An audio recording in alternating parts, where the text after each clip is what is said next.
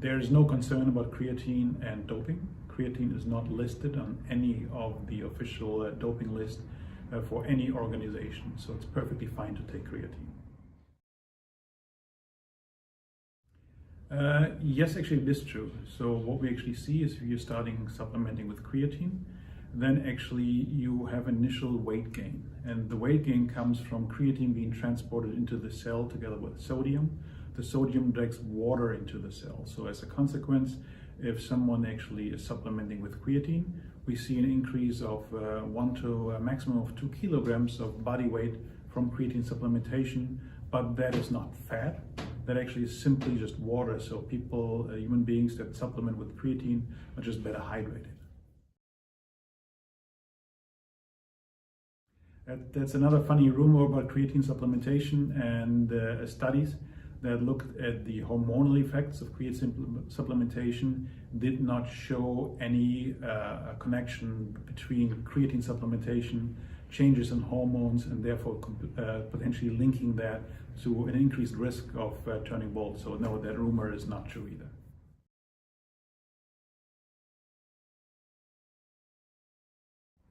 There are two different methods that are used for creatine supplementation. Again, the goal is to actually increase the muscle creatine content for creatine to be effective. I can either use 20 grams per day. It's usually done in 4 times 5 grams. So you split it up in 4 different doses. And you do this for 5 to 7 days. And then you go back to a maintenance dose between 3 and 5 grams. So if you want it quickly, that's the way to do it. If you actually want to do it more slowly, you can actually just supplement with 3 to 5 grams. And after 28 days, you reach the same increase in creatine content in the muscle that you would see with the high dose loading phase. So either high amounts for short periods of time or lower amounts for longer periods of time will allow you to maximize the creatine content in your muscle. That is correct. So you have to continuously take creatine to actually increase the amount of creatine in your muscle. The way you do that, high dose or low dose, is irrelevant. So you'll get to the same point.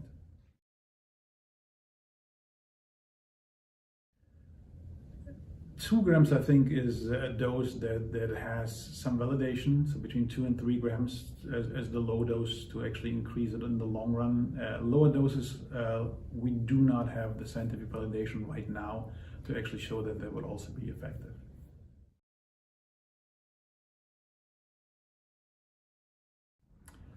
My opinion is that you can have smaller doses that you take more frequently and you will still get up to the same amount.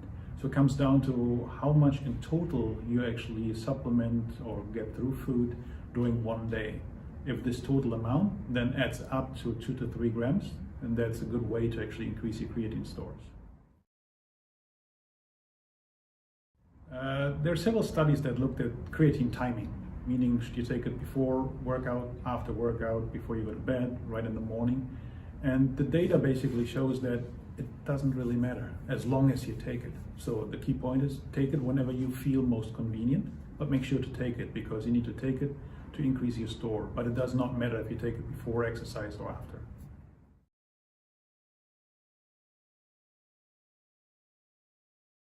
It does really not, because there is no need to actually stop creatine supplementation, then restart it. Because we would like to keep the creatine stores elevated.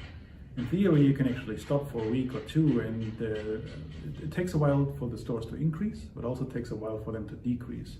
So in theory, you could stop supplementing for a week or two without too much of a drop. But scientifically and from a safety point of view, there is really no need to stop supplementing for several weeks and then to restart it again. Studies that looked at differences between genders showed that actually there's no difference. So males as well as females react very similar to creatine supplementation. So there is no gender specific differences when it comes to creatine supplementation and the benefits we get from it.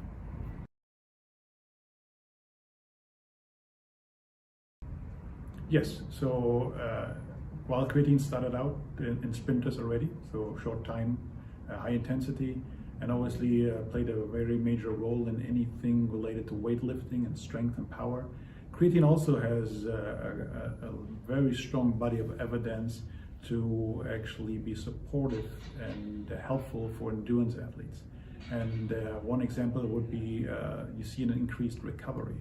So therefore, if you're going through an exhausted bout of exercise, and endurance exercise obviously is one of those, you can actually see that with creatine you actually can recover faster. If you can recover faster, you can train harder, you can train more frequently, so you see faster training adaptations. If my goal is with creatine supplementation to actually increase my muscle mass and strength and power, then obviously increasing muscle mass requires protein because my muscle is made out of protein. So therefore the exercise and the creatine supplementation stimulates muscle protein synthesis. But now I need the substrate, I need the amino acids to actually be able to make the muscle that I'm seeking with creatine supplementation. So combining creatine and making sure that I actually have a sufficient amount of protein in my system is recommended. There are a couple of ingredients that come to mind when we're looking at potential combinations of creatine. Obviously, creatine on its own is extremely effective. It's extremely good when it comes to all kind of different benefits from a muscular as well as a mental point of view. However, a couple of studies actually showed that you can even further enhance the benefits of creatine supplementation. And I just want to highlight two different ones. In earlier studies done by Professor Greenhalgh in the UK, he actually showed that if you're combining creatine with insulin spiking ingredients like glucose, for example, then you can see an improved absorption of creatine into the muscle. So therefore, usually people are a little scared of consuming too many calories. So there are other ingredients that we have available to do that. So we can use, for example, alpha-lipoic acid as an ingredient to combine with creatine to actually further enhance the creatine absorption. When we further look at other ingredients, we could consider HMB. HMB is an ingredient that is very good in preventing muscle protein breakdown. So if I'm taking creatine, that allows us to actually work out harder, push harder, and if I'm doing that, if I'm training more intense, actually I create more muscle protein breakdown. And if I'm having HMB in the system at the same time, that reduces the breakdown. So therefore, if I'm adding HMB to creatine, I can see overall faster adaptations and greater benefits. So greater increases in muscle mass and greater increases in strength. So it's always good to combine creatine with an ingredient that has a different mechanism of action.